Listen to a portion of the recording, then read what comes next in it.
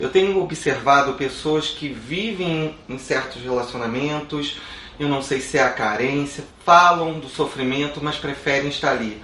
Melhor com eles, pior sem eles. Então eu me sinto ali naquele lugar e prefiro estar ali. Olha, a gente tem que ver primeiro o que as pessoas estão chamando de relacionamento, né?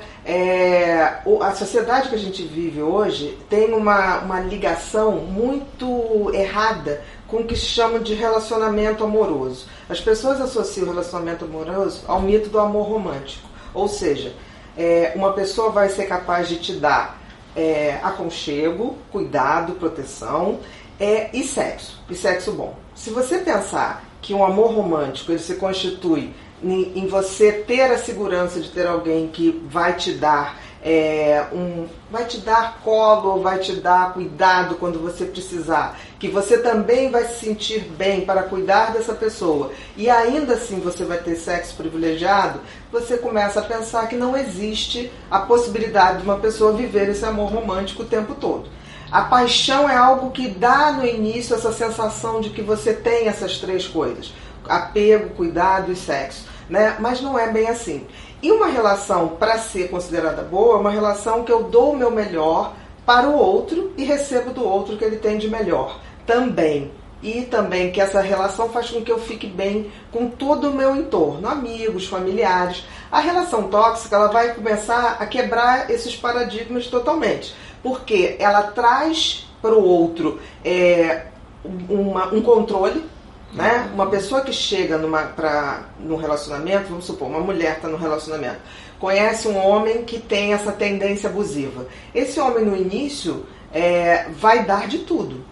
Presentes, vai ser perfeito. Ele vai amarrando. Ele vai contornando para isolar aquela pessoa. Não só com ela, mas as pessoas próximas. Amigos, parentes. Ele vai dando a ela tudo de bom. Ela se sente na obrigação de retribuir a tanta generosidade, tantos presentes. Ele vai ligar no dia seguinte, ele vai ligar a semana inteira seguinte que conhece. Então vai dando um deslumbramento. Só que isso já é uma coisa que a gente tem que ficar ligado, porque é uma maneira de justamente começar a exercer esse controle, né, para que a pessoa possa ir se afastando e essa pessoa, esse homem ou essa mulher, vai isolando e fazendo com que o outro fique o tempo todo devendo algo, né? Então é muito comum na relação tóxica a pessoa que é abusada se sentir culpada.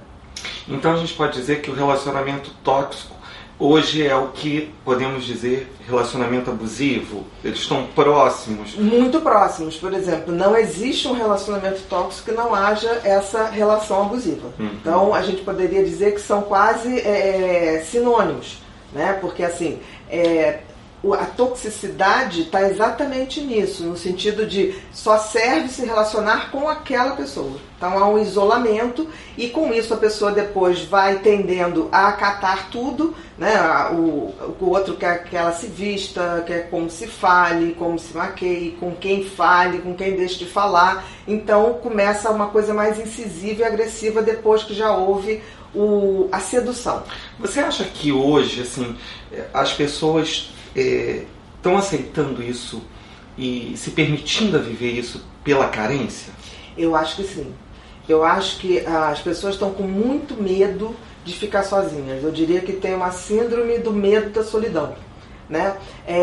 E as pessoas, para terem alguém, né? É aquela coisa tipo assim, talvez eles nem queiram ter alguém, eles queiram mostrar que tem alguém, né? Como se você estar sozinho fosse algo que fizesse de você uma pessoa infeliz ou incapaz, e quando não é nada disso, até porque você pode temer a solidão, mas a gente precisa ser solitário, no sentido de ter o nosso momento de silêncio, ter um momento de reflexão. Então essa questão de você estar o tempo todo mostrando que está bem, que tem alguém, que esse alguém tem milhões de qualidades, que é atleta ou que é intelectual, isso também é um sentimento de você estar querendo mostrar para os outros. Nem sempre você está vivendo uma boa relação, mas você está mostrando que tem uma relação. Eu acho isso muito perigoso. Ana, você sabe que eu não escondo de ninguém a questão da neurociência na minha vida, cada dia mais, né? E o que a gente poderia definir a neurociência em função essa resposta dos amores aí no cérebro? É muito interessante porque existem circuitos diferentes. Quando eu falei de amor romântico, por exemplo, o apego, que é esse sentimento de você contar com alguém quando precisar, ele tem um caminho dentro do cérebro. O cuidado, que é essa coisa de você querer acarinhar, cuidar o outro, que a criança tem muito isso em relação ao irmãozinho mais novo, né? A gente tem esse circuito já muito marcado no cérebro, também tem outro caminho. E o sexo tem um outro caminho, que é mais o sistema da recompensa.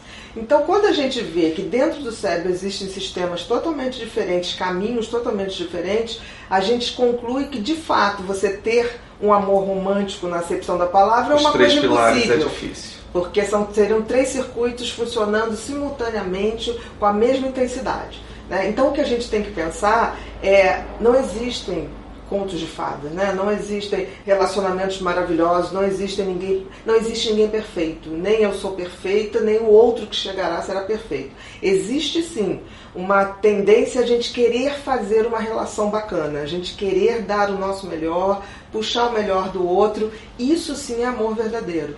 Fora disso, começa a ficar aquela coisa de posse. Posse é diferente de amor.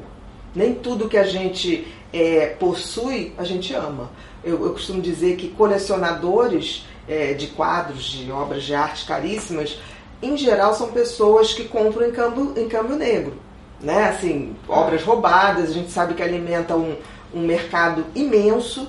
E eu costumo dizer, qual é o prazer de uma pessoa que compra um Picasso, por exemplo, que foi roubado, se ele não vai poder expor, porque foi roubado.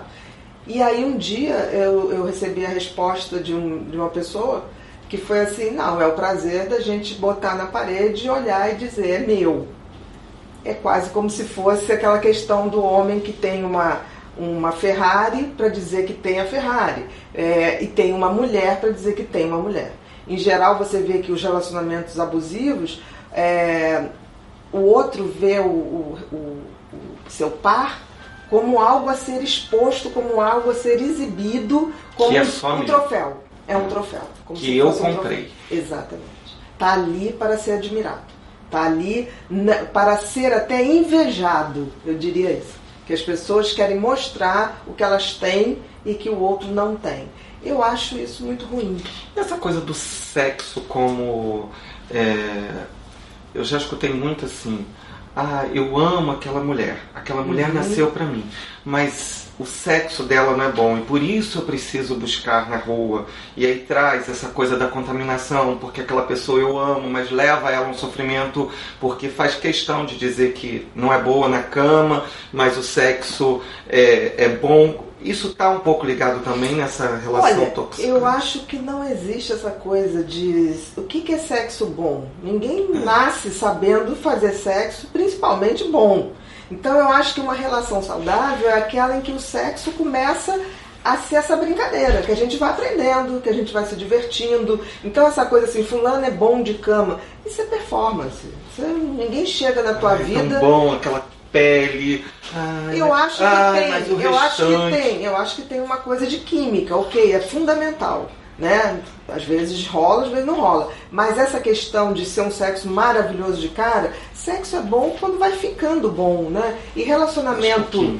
Exatamente, porque o que é o sexo bom? É aquilo que eu dou prazer ao outro e também indico qual é a minha vontade, por onde é o meu prazer. Então isso é uma troca, tem que haver uma abertura. E aí tem que haver amor mesmo, porque eu tenho que me expor e o outro tem que estar disposto também a se expor para que a gente possa tentar dar o melhor. E tem que ser bom para os dois, né? Sempre. É que nem brincadeira. Exatamente. Tem que ser bom para os dois. Se não é bom para os dois, não é brincadeira, é chateação.